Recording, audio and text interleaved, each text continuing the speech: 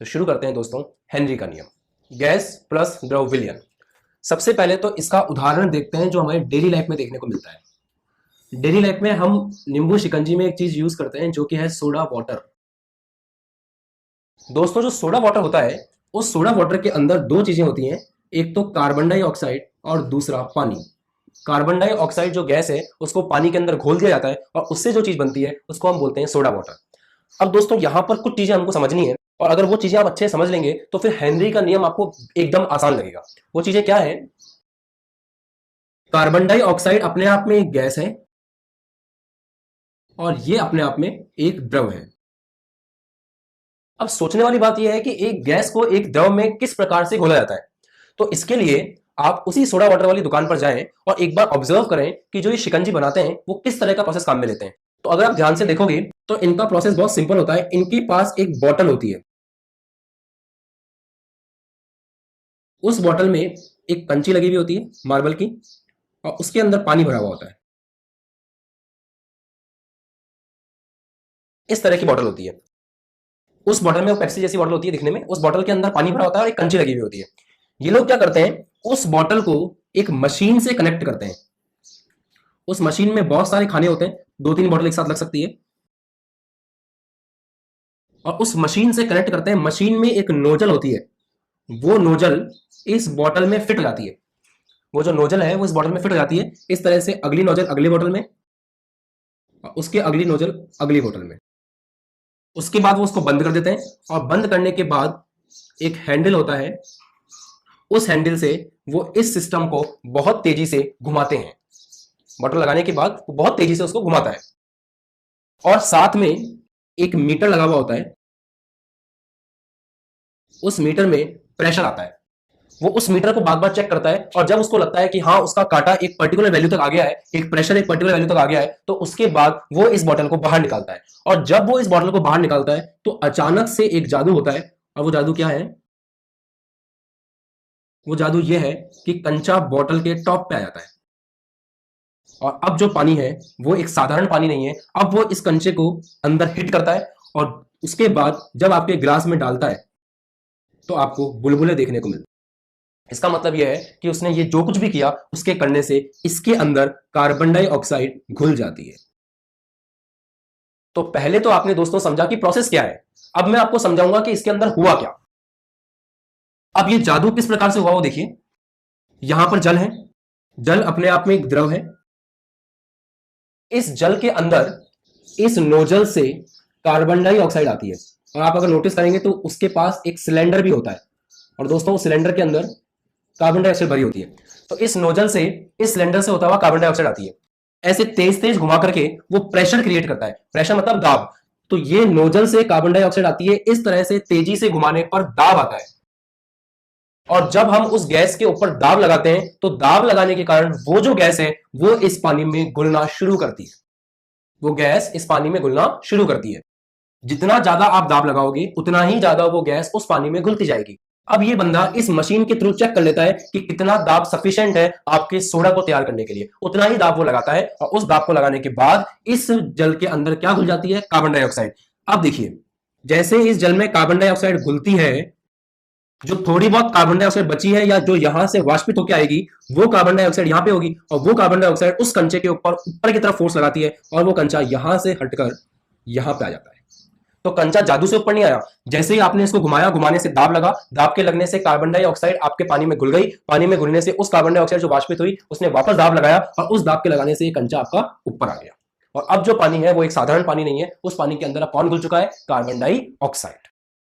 ये बात इंपॉर्टेंट है। तो सिंपल सा लॉजिक हुआ कि अगर आपको किसी गैस को द्रव में घोलना है तो आपको कुछ नहीं करना, आपको बस उसके ऊपर दाब लगाना है। जब आप गैस को दाब के साथ में द्रव के सतह पर लेके आओगे तो वो जो गैस है वो द्रव के अंदर घुल जाएगी। अब दोस्तों मैंने आपको इसके पहले वाली वीडियो में एक चीज पढ़ाई थी, मोल अंश, जिसका फॉर्मूला होता है जिसका भी मोल अंश निकालना है उसके मोल अपॉन विलियन की कुल मोल, ये उसका फॉर्मूला होता है। अब मोल अंश का वास्तव में फिजिकल मीनिंग क्या है, मतलब मोल अंश होता क्या है? तो मोल अंश आपको यह बताता है कि अगर दो लोगों से मिलकर विलियन बना है तो उसमें कौन ज्यादा है और कौन कम है। समझिए, जैसे मान लीजिए दो लोगों से मिलकर विलियन बना है, ए से और बी से। ए का मोल अंश है 0.2 और बी का मोल अंश है 0.8। क्योंकि दोनों का योग 1 आता है। तो ए का मोल अंश है 0.2, बी का मोल अंश है 0.8, बी का मोल अंश ज्यादा है, इसका मतलब इस विलयन में बी ज्यादा है। क्योंकि किसी का भी मोल कैसे निकालते हो आप, उसके मोल अपॉन विलयन के कुल मोल। अगले वाले का मोल अंश कैसे निकालोगे, उसके मोल अपॉन विलयन के कुल मोल। तो जिसके मोल ज्यादा होंगे उसका मोल अंश भी ज्यादा आएगा। मोटी मोटी बात याद रखनी है कि अगर किसी का मोल अंश ज्यादा है इसका मतलब उस विलयन में वो चीज भी ज्यादा है। तो इसको देख करके डायरेक्टली आप बोल सकते हो कि ए और बी के विलयन में कौन ज्यादा है, बी ज्यादा है। तो दाब को जब हम बढ़ाते हैं तो दाब को बढ़ाने पर आपकी जो गैस है, जो कार्बन डाइऑक्साइड है, वो जल में घुल रही है। अगर कार्बन डाइऑक्साइड जल में घुलना शुरू करेगी तो जो विलयन है उस विलयन में अब दो लोग हैं, एक तो कार्बन डाइऑक्साइड और एक जल।